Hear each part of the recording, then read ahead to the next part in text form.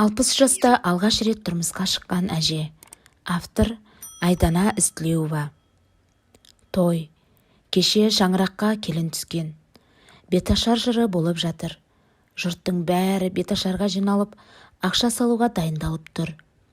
Сол бір сәтте Ағзияштың 6 айлық қызы қараусыз қалған болатын.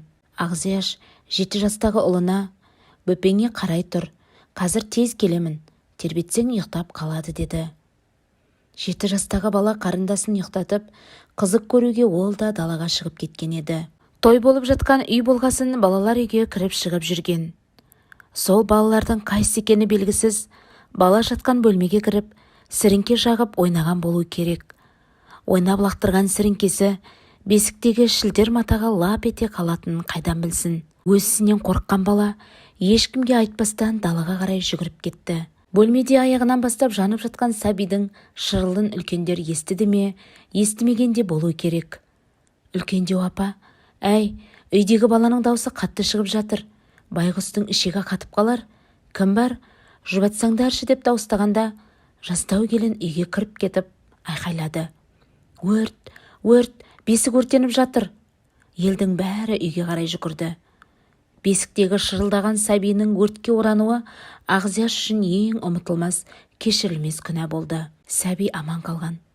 Бірақ денесі үлбіреп, біраз жері күйді. Өмір бойына денесіне мәңгілік тыртық боп қалды. Айлап ауруханада жатқан Ағзияш сәбиінің шырылы жүрегін әбден ауыртты. Сол бір жағдайға өзін кінәлі санаған ана қызының жағдайы тұрақталғанша жүдеп кетті. Арада біраз жылдар өтті. Кезінде өрттен аман қалған 6 айлық қыз 6 жасқа толды. Сол бір жағдай денесінде өшпестей із қалдырған болатын. Сол қыздың есімі Майгүл еді.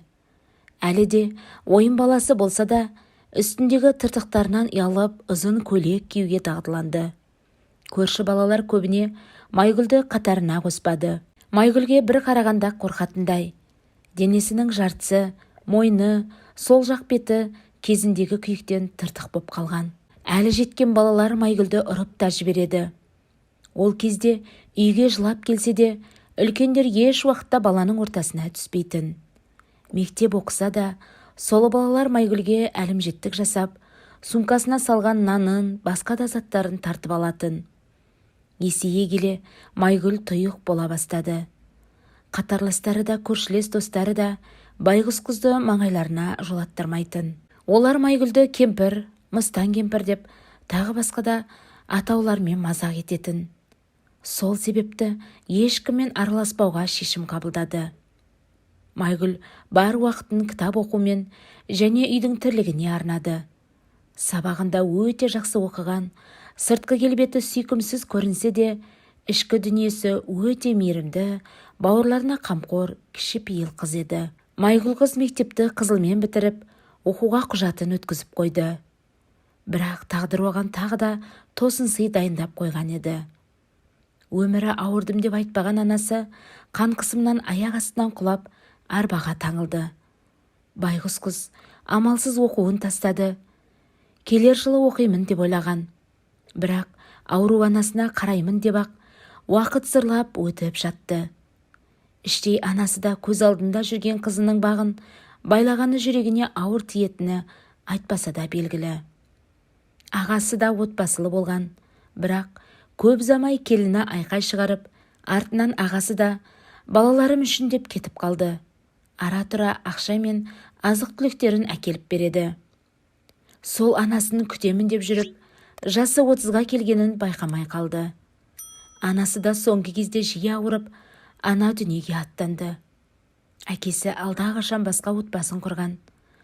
Ағзияш ауру болған соң, бір жыл өтпей, баласы бар әйелмен басқа қалаға қашып кеткенін оралмады. Туыс-тумалары жабылып жүріп, көмек қолын созып, Ағзияшты зейнетақы алуына көмектесті.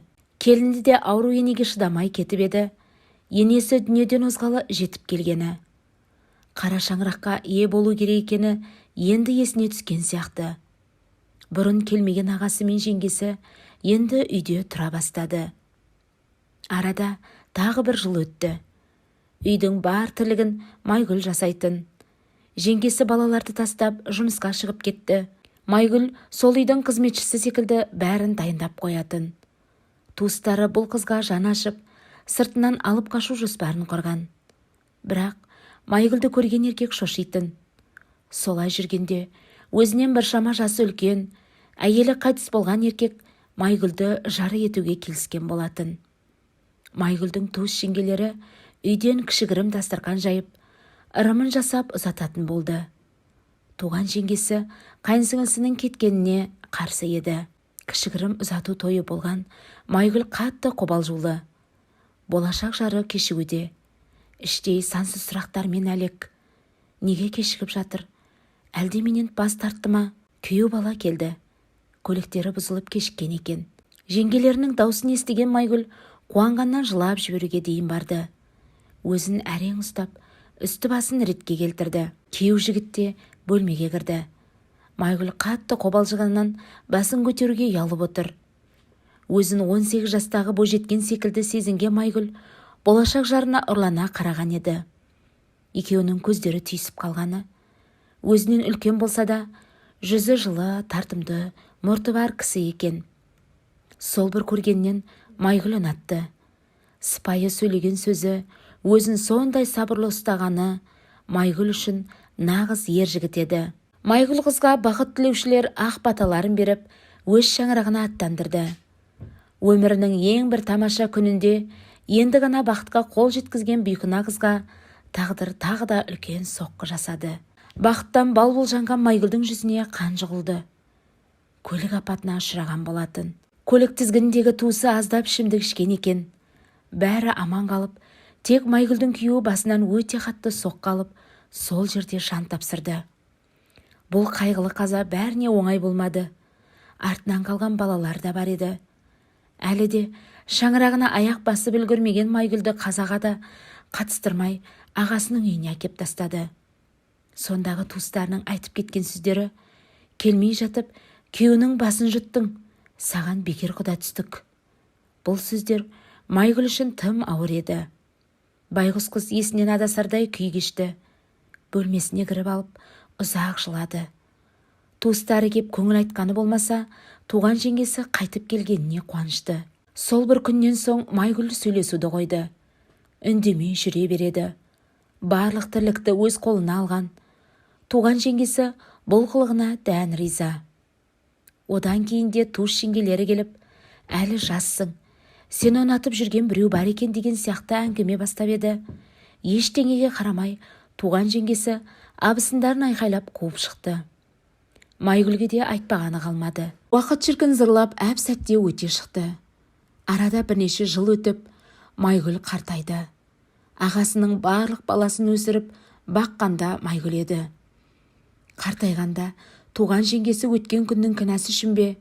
Майгүл 60 жасқа толғанда жеңгесі өз інісіне кемпірі жоқ шалға қосты. Қазіргі таңда Майгүл әже өте бақытты. Өз баласы болмаса да, өгей балалары құрметтеп, келіндері сыйлайтын ене болды.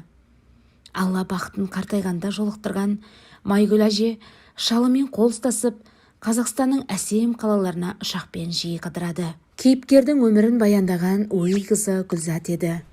Майгүл әже өмірдегі ең мейірімді қамқор жан. Алла ұзақ ғұмыр берсін деп әңгімесін аяқтады.